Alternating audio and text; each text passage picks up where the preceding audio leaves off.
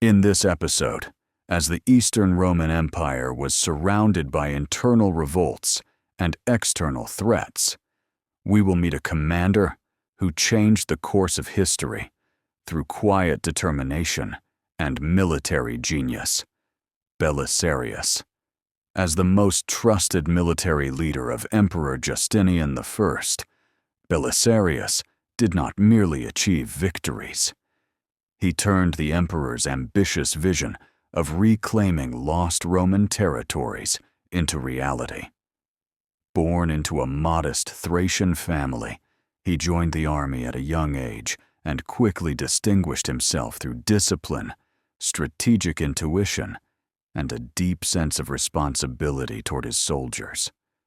What set him apart was his ability to achieve decisive results with limited forces, and his extraordinary flexibility on the battlefield, qualities that made him a symbol of Eastern Roman military power.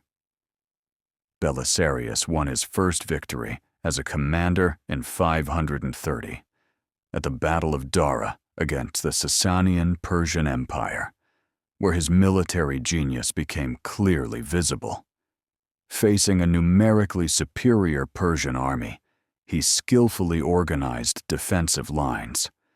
Through trenches and coordinated flanking maneuvers, he reversed the enemy's advantage and secured a critical victory for the empire. This success made him indispensable in the eyes of Justinian and earned the emperor's trust. The true historical weight of Belisarius emerged through the Mediterranean campaigns carried out under the emperor's policy of reconquest. In 533, he was sent to North Africa, where he swiftly ended Vandal dominance. The expeditionary army and fleet of the Byzantine Empire departed from Constantinople in late June of that year. The force sailed along the coasts of the Greek peninsula, rounded southern Italy, and reached the African shore near Carthage at Caput Vada, where it began to land. The landing came as a great surprise to the Vandal king, Gelimer. He gathered new troops from Carthage and the surrounding regions and engaged the Byzantine army at the Battle of Ad Decimum on September 13th, 533. Before the battle, Gelimer had devised a detailed plan, sending his brothers with 2 columns behind the enemy in order to encircle and destroy the Byzantine army.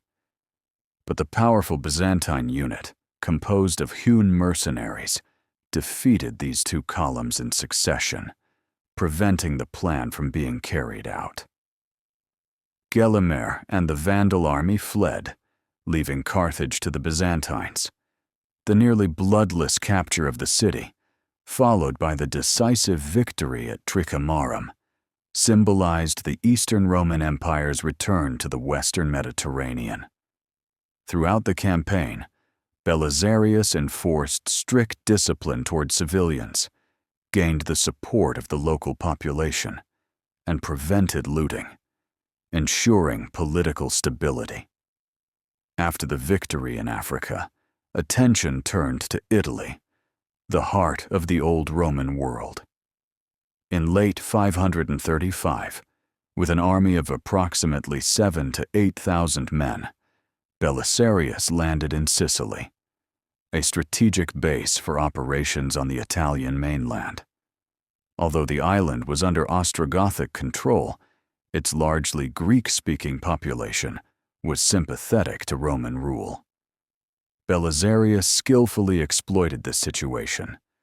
Cities such as Syracuse surrendered with almost no resistance, and within only 3 months, all of Sicily came under the control of the Roman Empire.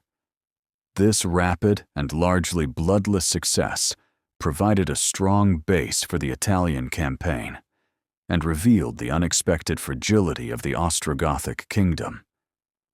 Crossing from Sicily to the mainland, Belisarius captured Naples after a siege and entered Rome in 536, bringing the city back under Eastern Roman control.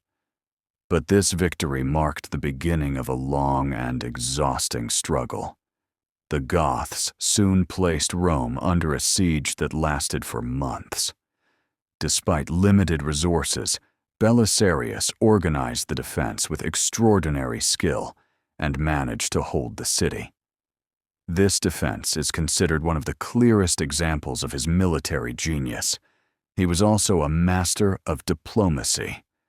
Through negotiations and calculated delaying tactics, he preserved his army and maintained strategic balance. Throughout the Italian campaign, Belisarius struggled not only against enemies in the field, but also against political suspicions at court. Justinian began to grow uneasy about his general's rising fame, which led to restrictions on his authority and the disruption of several important operations. Nevertheless, the capture of Ravenna broke the backbone of Ostrogothic resistance and largely restored Eastern Roman control in the West. According to contemporary sources, when the Goths offered to proclaim him Western Emperor, Belisarius refused, reaffirming his loyalty to Justinian and demonstrating that his ambitions lay not in personal power, but in service to the state. Belisarius's career was not composed solely of victories. As Persian threats re-emerged in the east, and Slavic and steppe raids intensified in the Balkans, the defense of Constantinople was entrusted to him. Despite his advanced age and limited resources, he organized the city's defenses and successfully protected it from sudden attacks. Although he fell from favor and was tried for a time, later legends claiming that he was blinded are not confirmed by historical records. Instead, these records portray a commander whose honor was tested, yet who remained loyal to the empire until the end of his life. The historical significance of Belisarius lies not only in the lands he conquered, but also in the military and moral character he represented. In the complex world of late antiquity, he embodied discipline, loyalty, and strategic intelligence. Justinian's dream of reviving the glory of Rome became a tangible reality through Belisarius's campaigns. North Africa, Italy, and much of the Mediterranean briefly returned to imperial rule. Although these gains were not permanent, they allowed the Eastern Roman Empire to remain the dominant power of the Mediterranean for decades.